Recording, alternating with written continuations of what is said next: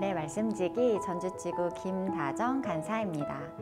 오늘 하루도 매일 거울 앞에서 자신의 모습을 비춰보듯 하나님의 말씀 앞에서 자신의 모습이 어떠한가를 비춰보고 생명력 있는 하나님의 말씀이 우리의 마음에 잘 심겨져 우리의 눈빛과 표정 그리고 말투, 손과 발, 구석구석을 통해 열매 맺혀지길 소망합니다.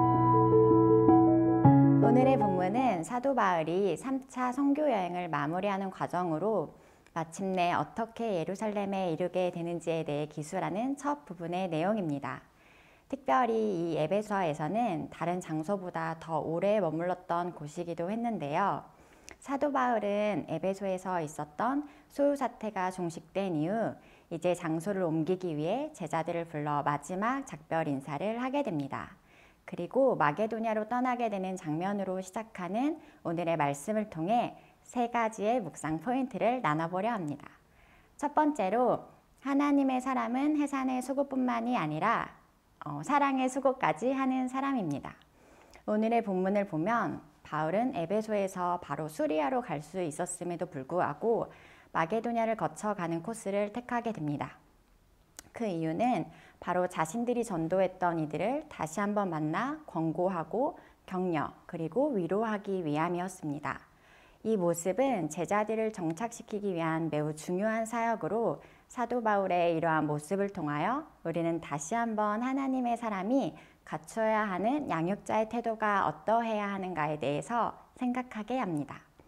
우리도 복음을 전하는 해산의 수고뿐만이 아니라 가르쳐 지키게 하는 데까지 이르는 사랑의 수고를 감당하는 자들이어야 합니다. 이렇게 다시 한번 제자들을 만나 격려했던 사도 바울은 헬라에 이르러 석 달의 시간을 보내게 됩니다. 이때 바로 로마서를 기록하게 되죠. 그렇게 시간이 흐르고 수리아로 가기 위한 준비를 마친 그때 유대인들이 바울을 음해하고자 한다는 뜻밖의 소식을 듣게 됩니다. 예기치 못한 상황으로 인해 충분히 마음에 낙심이 되고 힘들 수 있었던 상황이었음에도 불구하고 바울은 불평하지 않고 계획을 바꿔 다시 마게도냐로 돌아가기로 결정합니다. 이 시점에서 누가는 이야기를 잠시 중단하고 4절과 5절에 걸쳐 바울과 함께 동행했던 동행자들에 대한 이름을 열거하고 있습니다. 여기서 묵상 포인트 두 번째는 바로 하나님의 사람은 하나님이 허락하신 동역자들의 소중함을 아는 사람들입니다. 특별히 이름뿐만이 아닌 그들의 출신지까지도 밝히고 있는 것을 통해 이들은 모두 바울이 선교 사역을 한 모든 지역들을 대표하는 사람들이었음을 알 수 있습니다. 이렇게 이들이 함께했던 이유는 바로 예루살렘 교회에 굶주린 이들을 돕기 위해 모아진 많은 액수의 헌금을 함께 전달하기 위함이었는데요. 이러한 모습을 통해 교회의 성장을 위해 함께 연합하고 협력하고 있다는 것과 또 바울의 선교 여행에 많은 열매가 있었음을 알 수 있습니다. 이러한 말이 있죠. 빨리 가고 싶다면 혼자 가고 멀리 가고 싶다면 함께 가라. 이처럼 하나님께서는 다니엘에게는 세 친구를, 다윗에게는 요나단을 허락하여 주셨듯이 오늘날 우리에게도 우리를 홀로 두지 아니하시고 하나님 나라를 함께 이뤄가는 동역자를 허락하여 주셨습니다. 여러분 옆에는 어떠한 동역자들이 있고 그들과 어떤 동역의 기쁨을 누리고 계신가요? 오늘은 하나님의 나라를 위해 함께 애쓰고 수고하고 있는 동역자들의 이름을 한 명 한 명 떠올려 보시며 이들을 허락하신 하나님께 감사하는 하루가 되어보면 좋을 것 같습니다. 또한 바울의 이름만 기억하지 아니하시고 힘들고 고단한 길을 함께 했던 이들의 이름을 기억하고 계신 하나님께서 오늘날 저와 여러분의 이름과 걸음도 기억하고 계심을 생각하며 감사하는 하루가 되면 더더욱 좋을 것 같습니다.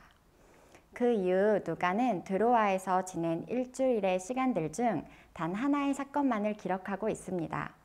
바로 유두고라고 하는 청년이 떨어져 죽었다가 소생한 사건입니다. 바로 이 사건을 통해 오늘의 마지막 세 번째 묵상 포인트인 바로 하나님의 사람은 죽음 앞에서도 생명을 보는 자입니다. 오늘의 본문을 보면 의사인 누가는 정확하게 기절한 것이 아닌 죽었는지라 라고 기록하고 있습니다. 이때 바울의 모습을 통해 우리는 문제 앞에 어떻게 반응해야 되는지에 대해 알 수 있습니다. 먼저 문제가 발생했을 때 우리는 믿음이 없는 자처럼 떠드는 자가 아니라 유두고를 안았던 바울처럼 우리 역시 그 문제를 책임지며 안고 기도하는 자여야 합니다. 또한 눈으로 보여지는 어떠함보다 믿음의 눈을 들어 다 끝나버린 것 같은 상황 가운데서도 생명이 있음을 보는 자여야 합니다. 여러분의 삶 속에서도 분명 유두고처럼 인간적인 눈으로 보기에는 끝나버린 것 같은 힘듦의 시간을 걷고 계신 분들도 계실 것입니다. 그때 우리는 낭망하거나 좌절하거나 포기하는 자가 아닌 그 문제를 안고 하나님께 기도함으로 맡기는 자여야 합니다. 결국 이 사건을 통해 많은 사람들이 적지 않게 위로를 받았다라고 기록되어 있죠. 이들은 하나님의 살아계심을 이제는 바울을 통하여 귀로만 듣는 것이 아닌 눈으로 보게 되었을 것입니다. 오늘날 사회 곳곳에는 절망과 고통으로 신음하고 있습니다. 이때 저와 여러분을 통하여 많은 이들이 적지 않은 위로를 받게 되길 소망합니다. 또한 마침내 내가 주께 대하여 귀로 듣기만 하였사오나 이제는 눈으로 주를 배웁니다 라고 고백했던 욥의 고백이 오늘도 이 사회의 문제를 끌어안고 기도하는 저희를 통해 많은 이들의 고백이 되어지길 진심으로 바라고 소망합니다.